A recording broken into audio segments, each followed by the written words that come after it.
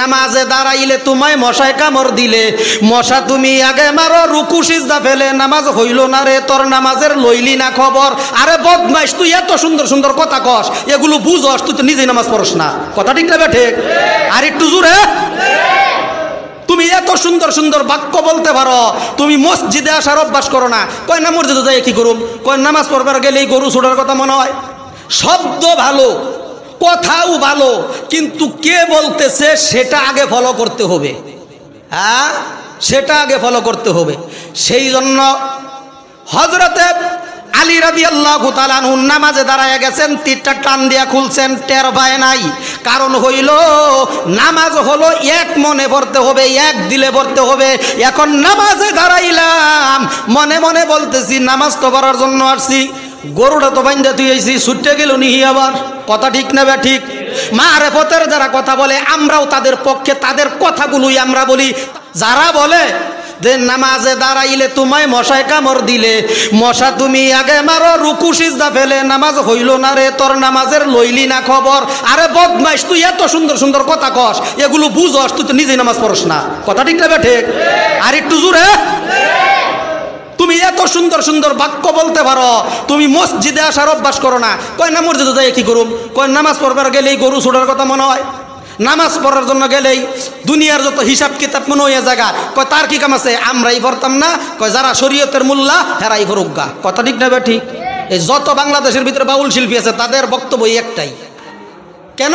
তারা বলে সুন্দর সুন্দর কথা মাঝে মাঝে, হ্যাঁ, কিন্তু নিজে আমল করে না। নিজে আমল, আল্লাহ বলে লিমা তাকুলুনা মা লা তাফআলুন, যেই কথা তুমি নিজে বলো আমল করো না, এমন কথা তুমি বলিও না। কথা ঠিক না ঠিক? লিমা তাকুলুনা, কেন বলো তুমি সেই কথা মা লা তাফআলুন, যেটা তুমি নিজেই আমল করো না। আর বাংলাদেশের ভিতরে নয়, অল পৃথিবীর ভিতরে যত বাউল গানের ভক্ত আছে তারাও জানে যে এটা কিছুক্ষণ সময়ের জন্য একটু মজা নিলাম আর কি, তাদের কথা আমল করলে ডাইরেক্ট জাহান্নামে যাওয়া লাগবে। কথা ঠিক না ঠিক? হ্যাঁ, যে ব্যক্তি মুসলমান উনি জানে যে যত মহিলা আছে, যত পৃথিবীর জমিনে নারী আছে, তাদের জন্য পর্দা করা ফরজ, নামাজ পড়া ফরজ। এখন বেপরদা হইয়া যদি কোনো মহিলা গান করে, ওটা কোরআনের কথা কইলেই কি, হাদিসের কথা কইলেই কি, আর সিয়াসিত্তার কথা কইলেই কি, ওই বক্তার বয়ান শুনলে কি আমল করুন যাব?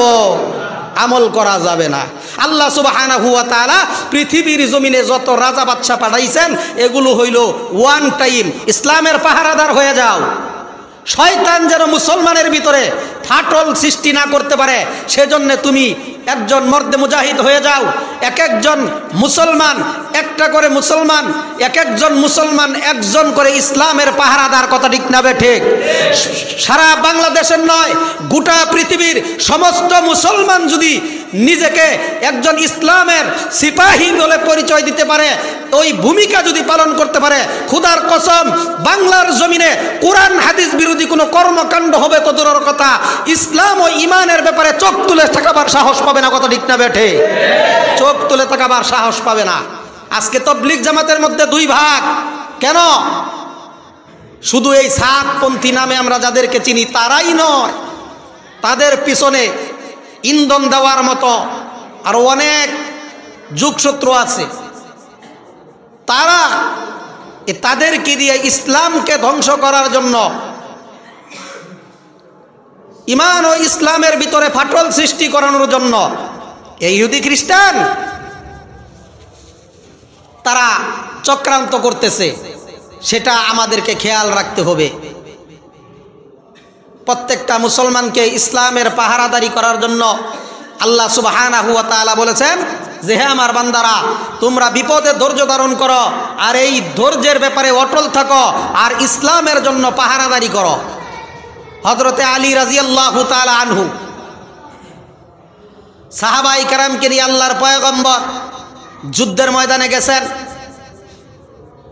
রাত্রি যাপন করবেন, তাবু টানাইছেন। মারাজাল বাহরাইনি ইয়ালতাকিয়ান,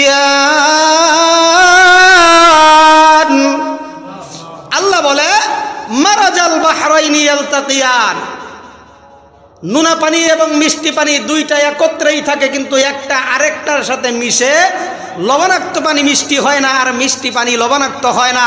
বান্দার জন্য এটা, যারা বুদ্ধিমান, তাদের বিবেক সম্পন্ন লোক যারা, তাদের জন্য এটা একটা নিদর্শন। বলেন সুবহানাল্লাহ।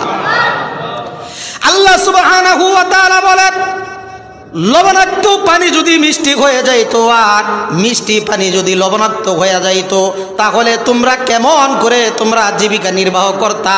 তোমাদের যখন পিপাসা হইতো, পানির প্রয়োজন হইতো, তখন তোমরা এই পানি, লবণাক্ত পানি খেয়ে তোমরা জীবন ধারণ করতে পারতা না। কথা ঠিক না বেঠে? 64টা জেলার ভিতরে এক এক জেলার পানি এক এক রকম। গাজীপুরের পানি একরকম, ময়মনসিংহের পানি আর এক রকম, কুষ্টিয়ার পানি একরকম, দিনাজপুরের পানি আর এক রকম। আর বুড়িগাং গঙ্গা থেকে সরকার প্রদান ওই বুড়িগঙ্গার ময়লা পানি ওয়াসার মাধ্যমে ঢাকার বড় বড় মন্ত্রী মিনিস্টারদেরকে খাওয়াইতেছে শোধনের মাধ্যমে, ওই পানিও আর এক রকম। কথা ঠিক না বেঠে? মহান রব্বুল আলামিন এমন নিদর্শন দিয়ে দিয়েছেন, মিষ্টি পানি আর নোনা পানি একাকার হয়ে যায়, কিন্তু একটা আরেকটার সাথে মিশে ঠিক, কিন্তু নোনা পানি মিষ্টি হয় না, আর মিষ্টি পানি নোনা হয় না, লবণাক্ত হয় না। আল্লাহ বলে, তাহলে তোমরা সমস্যায় পড়ে যেতে। মহান রব্বুল আলামিন মিষ্টি সুপ্রিয় পানি খাওয়াইতে চান, সেই জন্য আল্লাহ বান্দাদেরকে কিয়ামত পর্যন্ত পবিত্র কোরআনের মাধ্যমে মেসেজটা জানাইয়া দিয়েছে, যেন বান্দা এই নোনা পানি এবং মিষ্টি পানির ব্যবধান বুঝে আল্লাহর ইবাদত বন্দিগি করে। আল্লাহ রাব্বুল আলামিন বলেন, দুনিয়ার জমিনে যত রাজা বাদশা আছে, যত ক্ষমতাধর লোক আছে, আমি আল্লাহ সুবহানাহু ওয়া তাআলা দুনিয়ার জমিনে নবী রাসূল প্রেরণ করেছি।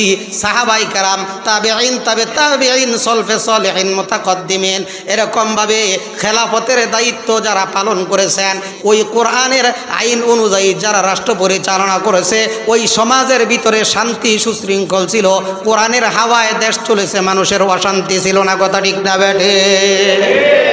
আল্লাহ রাব্বুল আলামিন বলেন, কোরআনের আইন দ্বারা যারা রাষ্ট্রকে পরিচালনা করে না, যারা বাস্তবায়ন করে নাই, মহান রব্বুল আলামিন তাদেরকে কিছুদিনের জন্য অবকাশ দিয়েছেন, পরীক্ষা করেছেন। তারা যদি আল্লাহর আইনের বিরুদ্ধাচরণ করেছে, মহান রব্বুল আলামিন তাদের কাছ থেকে ক্ষমতা ছিনাইয়া নিয়েছেন, এমনকি জনগণ জুতা পিটা করে ক্ষমতা থেকে নামিয়েছে। কথা ঠিক না বেঠে? নমরুদকে ক্ষমতা থেকে জুতা পিটা করে নামাইছে। ফেরাউন ক্ষমতার অপব্যবহার করেছে, শুধু ক্ষমতার অপব্যবহার করে নাই যে আমি হইলাম আসল খোদা, আমার পরে আর কোনো খোদা নাই। ফেরাউনকে আল্লাহ সুবহানাহু ওয়া তাআলা নীল নদে চুবাইয়ে মেরেছেন, আপনারা জানেন, ইতিহাস সাক্ষী। আল্লাহ সুবহানাহু ওয়া তাআলা বলেন, কুলিল্লাহুম্মা মালিকাল মুলকি তুতিল মুলকা মান তাশা ওয়া তানজিউল মুলকা মিম্মান তাশা। আল্লাহ সুবহানাহু ওয়া তাআলা বলেন, ওয়া তুইজ্জু মান তাশা ওয়া তুযিল্লু মান তাশা। ক্ষমতা আল্লাহ সুবহানাহু ওয়া তাআলা দেন, দেওয়ার পরে ক্ষমতার অপব্যবহার করলে এই ক্ষমতা আবার আল্লাহ ছিনাইয়া নেন, ক্ষমতা ছিনাইয়া নেন। সম্মানের মালিক আল্লাহ, আবার এই সম্মান যদি ধরে না রাখতে পারো, তাহলে তোমাকে বেইজ্জতি করবেন, সেটা তোমার কারণেই হবে। এই জায়গায় আল্লাহকে দোষারোপ করা যাবে না। যত কল্যাণকর কাজ আছে আল্লাহ সুবহানাহু ওয়া তাআলা এর অধিকারী। ইন্নাকা আলা কুল্লি শাইইন কদির, নিশ্চয়ই মহান রব্বুল আলামিন সমস্ত বিষয়ে ক্ষমতা রাখেন। কোরআনের আইন দিয়ে যদি দেশ চলে, রাষ্ট্র যদি পরিচালনা হয়, তাহলে কেমন হবে? সেই যুগ হবে হযরত ওমরের জামানা, সেই জামানা হবে হুজুর পাক সাল্লাল্লাহু আলাইহি ওয়াসাল্লামের জামানা, সেই জামানা হবে হযরতে আবু বকর সিদ্দিকের জামানা, সেই জামানা হবে সাহাবাই কেরামের জামানা। কোরআনের আইনে যদি রাষ্ট্র পরিচালনা হয়, তাহলে একটা কথা জেনে থাকবেন, কিয়ামত পর্যন্ত অন্যায় কাজ থাকবেই। ওয়াকুল জাআল হাক্কু ওয়া যাহাকাল বাতিল ইন্নাল বাতিলা কানা যাহুকা। হক যেখানে আসবে সেখানে বাতিল থাকতে পারে না, বাতিল পালাইতে বাধ্য। আর হক কথা বলা, হকের পথে চলা, আল্লাহর রাস্তায় জীবন দেনেওয়ালা বাতিল শক্তি যারা আছে তাদের সাথে যুদ্ধ করা কিয়ামত পর্যন্ত চলতে থাকবে। বলেন সুবহানাল্লাহ। আল্লাহর পয়গম্বর বলতেছেন, আল জিহাদু মাদিন ইলা ইয়াউমিল কিয়ামা, ইসলামের পক্ষে, সত্যের পক্ষে কিয়ামত পর্যন্ত এই জিহাদ অব্যাহত থাকবে। আর আল্লাহর দ্বীনকে আল্লাহর জমিনে বাস্তবায়ন করার জন্য যারা কথা বলবেন, কেউ জবান দ্বারা কথা বলতেছেন, এটাও জিহাদ। কেউ কলমের কালি দ্বারা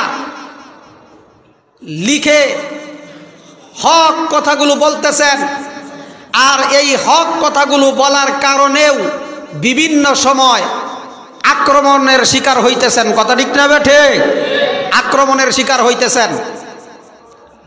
কেউ মাদ্রাসায় পড়াইতেছেন, উলামাই কেরাম মাদ্রাসায় পড়াইতেছেন, এটা উদ্দিনের কাজ, আল্লাহর রাস্তায় জিহাদ করা। আর সবচাইতে বড় জিহাদ হলো নিজের নফসের সাথে জিহাদ করা। গুনাহ করতে মন চায়, সেই কাজ থেকে বিরত থাকা। সুবহানাল্লাহ বলেন। আল্লাহর দ্বীনকে আল্লাহর জমিনে বাস্তবায়ন করার জন্য তৎপর থাকা। আল্লাহ সুবহানাহু ওয়া তাআলা বলেন, ইয়া আইয়ুহাল্লাযীনা আমানুসবিরু ওয়া সাবিরু ওয়া রাবিতু ওয়াত্তাকুল্লাহ লাআল্লাকুম তুফলিহুন। হে ঈমানদারগণ, তোমরা ধৈর্য ধারণ করো। ওয়া সাবিরু, এই ধৈর্য ধারণ করাটাও কিন্তু একটা কঠিন ব্যাপার। বিপদে বিপদে ধৈর্য ধারণ করা এটাও একটা কঠিন ব্যাপার। আর এই ব্যাপারে তুমি ধীর থাকো, তোমার জায়গায় তুমি অটল থাকো। ওয়ারাবিতু, আর ইসলামের ব্যাপারে, ঈমান ও ইসলামের ব্যাপারে, ইবাদতের ব্যাপারে দিন কায়েমের জন্য কাফের বেঈমান বাতিল শক্তি যেন ঈমান ও ইসলামের কোনো ক্ষতি করতে না পারে সেজন্য পাহারাদারি করো। বলো সুবহানাল্লাহ। সেজন্য পাহারাদারি করো। একদল পাহারা দিবে আর একদল বিশ্রাম করবে। সাহাবায়ে কেরাম বিশ্রাম নিতেছে, হযরতে আলী রাদিয়াল্লাহু তাআলা আনহুর পালা, উনি পাহারাদারি করবেন।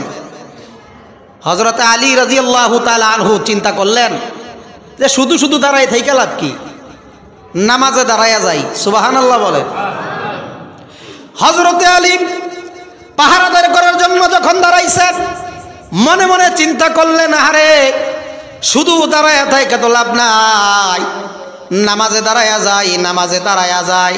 হযরতে আলী রাদিয়াল্লাহু তাআলা আনহু যখন নামাজে দাঁড়ায়া গেছে, শত্রুরা দূর থেকে তাকে ফলো করেছে, চেনা যায় না, গাছের মতো দাঁড়ায়া রয়েছে দেখা যায়। শত্রুরা হযরতে আলী রাদিয়াল্লাহু তাআলা আনহুকে উদ্দেশ্য করে যখন লক্ষ্য করে তীর মারছে, তীরটা হযরতে আলী রাদিয়াল্লাহু তাআলা আনহুর গায়ে আইসা লাগছে। হযরতে আলী রাদিয়াল্লাহু তাআলা আনহু নামাজ ছাড়ে নাই, নামাজ ছাড়ে নাই।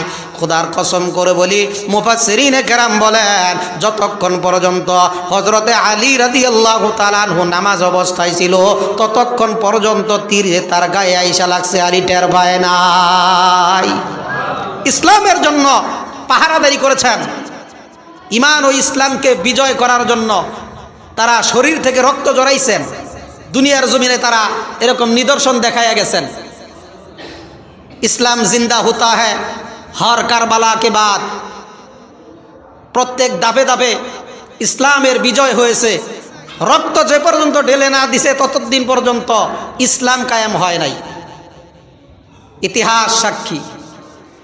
হযরতে আলী রাদিয়াল্লাহু তাআলা আনহু নামাজ যখন শেষ করলেন, নামাজ শেষ করার পর নিজের ভিতরে অনুভব হইল, আহারে আমার গায়ে তো ব্যথা অনুভব হয়, তীর লাগছে। পরামর্শ করলো, এই তীর এইভাবে খোলা যাবে না, কি করা লাগবে? বলে আলীকে আবার নামাজে দাঁড় করায়া দাও। আরো জোরে বলেন সুবহানাল্লাহ। সাহাবায়ে কেরাম নবী রাসূল বিপদে যখন পড়তেন দৌড়াইয়া মসজিদে যাইতেন, নামাজের মুসল্লায় চলে যেতেন, যায়া তারা 2 রাকাত নামাজ আদায় করতেন। নামাজ আদায় করার পর আল্লাহর কাছে বিপদের কথা বলতে দেরি মহান রব্বুল আলামিন বিপদ দূর করতে দেরি করতেন না। আর আমাদের অবস্থা হলো আমরা বিপদে পড়ে গেলে আল্লাহর শরণাপন্ন হই না, নামাজের শরণাপন্ন হই না, মসজিদে আসা যাওয়ার অভ্যাস আমাদের নাই। আমরা শুধু হাই হুতাশ করি আর পেরেশান হয়ে যায় যে এই বিপদ আল্লাহ আমাকে কেন দিল, আর কেউ কোনো মানুষ চোখে দেখে নাই। নাউজুবিল্লাহ। সাহাবায়ে কেরাম পরামর্শ করলেন, হযরতে আলী যেই তীর তার ভিতরে ঢুকেছে এই তীর এইভাবে খোলা সম্ভব না, তাকে নামাজে দাঁড় করায়া দাও। যখন নামাজে দাঁড় করাইয়া দেওয়া হইল, বলে নামাজে দাঁড় করানোর পরে এই তীর খোলা লাগবে। হযরতে আলী রাদিয়াল্লাহু তাআলা আনহু যখন নামাজে দাঁড়ায়া গেলেন তখন টান দিয়া তীরটা বের করে ফেললেন। হযরতে আলী রাদিয়াল্লাহু তাআলা আনহু নামাজ থেকে যখন ফারেগ হইলেন, এরপরে জিজ্ঞাসা করলেন আমার তীর কি খোলা হয়েছে নাকি? তখন সাহাবায়ে কেরাম বলতেছে হ্যাঁ, তোমার তীর টান দিয়ে খুলে ফেলা হয়েছে। হযরতে আলী বলে আমি টের পাই নাই। আরো জোরে বলেন সুবহানাল্লাহ। নামাজের ভিতরে মারিফতের লোক যারা আছে, দেনের নামাজ পড়লেই হয়, লোক দেহানি নামাজ আমরা পড়ি না, তাদের কথা হইলো এইটা। আমাদেরকে প্রশ্ন করে যে নামাজ কয় মুন? অনেকে মনে করবো ওজনের কথা বলতেছে যে নামাজ কয় মুন। নামাজ কয় মুন মানে কয় মন? তো নামাজ হইল 1 মনে পড়তে হবে। হ্যাঁ, নামাজ হইল না রে তোর নামাজের লইলি না খবর। নামাজে দাঁড়াইয়া তোমায় মশা কামড় দিলে মশা তুমি আগে মারো, রুকু সিজদা ফেলে নামাজ হইল না রে তোর নামাজের লইলি না খবর। আমগর মমতাজ বক্তা কইছে। এখন বলতে পারেন হুজুর যে মমতাজ বক্তার নামে আমরা যারা বাংলাদেশের বক্তা আছি, যারা মাইকের সামনে কথা বলে, আপনারা গীবত করেন কেন? গীবত এই জন্য করি, এটা আসলে গীবত না, এটা হলো 100% জায়েজ। কেন? কয় উনি উনার বক্তব্য দিয়া লক্ষ লক্ষ কোটি কোটি মুসলমানকে বিভ্রান্তিতে ফেলতেছে। কথা ঠিক না বেঠিক? দেশের ক্ষতি এবং দশের ক্ষতি এমন কোনো কাজ যদি হয়, কোনো কথা যদি হয়, সেটা তার নাম নিয়েই বলতে হবে, যেন তার খপ্পরে না পড়ে ইমান ও ইসলাম থেকে মানুষ দুর্বৃত না হয়। কথা ঠিক না বেঠিক? তো এই যে কথাগুলো বলছে, কথাগুলো খুব সুন্দর। হ্যাঁ, কথাগুলো কিন্তু খুব সুন্দর। নামাজে দাঁড়াইয়া তোমায় মশায় কামড় দিলে মশা তুমি আগে মারো, রুকু সিজদা ফেলে নামাজ হইল না রে তোর নামাজের লইলি না খবর। কথা ঠিক না বেঠিক? 100% ঠিক। কথাগুলো সুন্দর, কিন্তু যে বলছে কে বলল এটা বুঝার বিষয়। একজন মুসল্লি যদি দাঁড়াইয়া বলে মশা তুমি আগে মারো, রুকু সিজদা ফেলে নামাজ হইল না রে তোর নামাজের লইলি না খবর, তাহলে ঠিক আছে। কিন্তু যার জন্য পর্দা করা ফরজ, মমতাজ বেড়া না বেডি? আর একটু জোরে। যার জন্য পর্দা করা ফরজ, সে যদি বেপর্দা হইয়া লক্ষ লক্ষ হাজার হাজার মানুষের সামনে কোমরটা দুলাইয়া হাদিসের কথা কয়, ওই হুজুরের হাদিস মানা যাবনি? তার বয়ান কি নেওয়া যাবনি? নেওয়া যাবে না। প্রশ্ন আসতে পারে কথা তো সুন্দর, কে এই একই ব্যক্তি কথা তো এরকমও বলছে, ফাইটিয়া যায়, বলছে কিনা? এখন যদি এই কথা নেন তাহলে ওই কথাও নিউল লাগবো। এখন যদি বলেন এই কথাও নিব ওই কথাও নিব, তাহলে ফাইটিয়া যদি যায় তাহলে কোনো কিছু তোর বাদ রইল না। আমি বক্তা, এখন আমি মন চাইলেই কথা বলতে পারবো না, শালীনতা বজায় রেখে কথা বলতে হবে। এমন কিছু কিছু শব্দ গানের মধ্যে ওই সমস্ত শিল্পীরা ইউজ করে, ব্যবহার করে, কয় বর্তমান সময়ের 16 বছরের যুবক নয়, 80 বছরের বৃদ্ধের জিভে জল আসে। কথা ঠিক না বেঠিক? এই জন্যই তো আহমদ শফী সাহেব বলছিল যে গার্মেন্টসের মধ্যে যারা চাকরি করে যুবক এবং যুবতী, তিনি কিন্তু বলছে ঠিকই আমরা নিছি অন্য মানটে। বলছে যে যুবক যুবতী তারা একটু পর্দা করে যদি চলে আলহামদুলিল্লাহ দিনের জন্য ভালো হবে। কেন?